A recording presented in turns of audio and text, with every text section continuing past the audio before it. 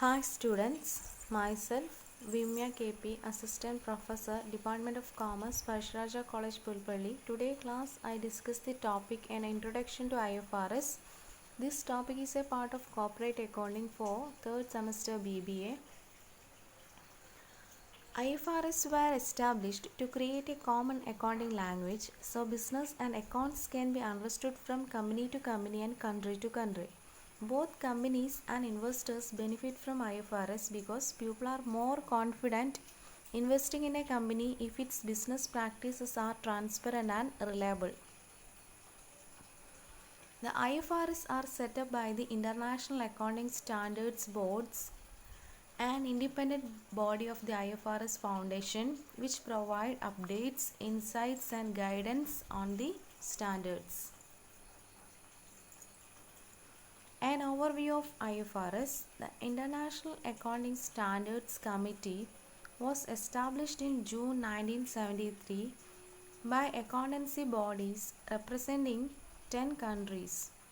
In 2001, the International Accounting Standards Board replaced the IASC with a remit to bring about convergence between national accounting standards through the development of global accounting standards. IASC means International Accounting Standard Committee. In 2002, the European Union agreed that from 1st January 2005, international financial reporting standards would apply for the consolidated accounts of the European Union listed companies, bringing about the introduction of IFRS to many large entities. Milestones in IFRS history. In 2001, formation of the IASC Foundation and the IASB. IASC means International Accounting Standard Committee and IASB means International Accounting Standard Board. In 2002, European Union passes regulation to adopt IFRS for listed entities. In 2005,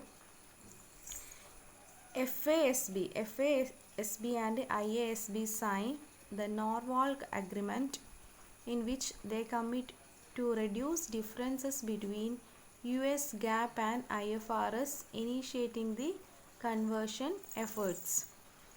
FASB means Financial Accounting Standard Board. IASB means International Accounting Standard Board.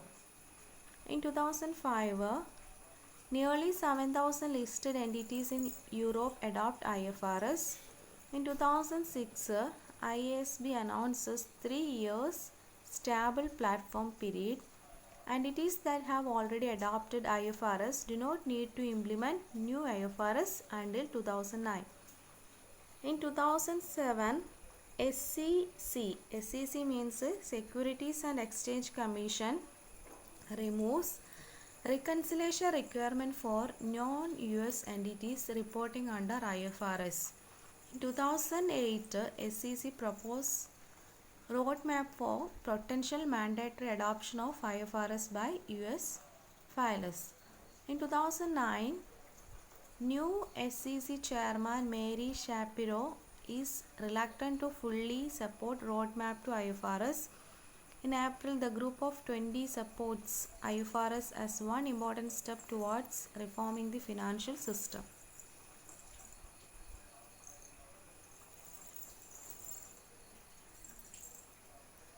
Thank you for watching.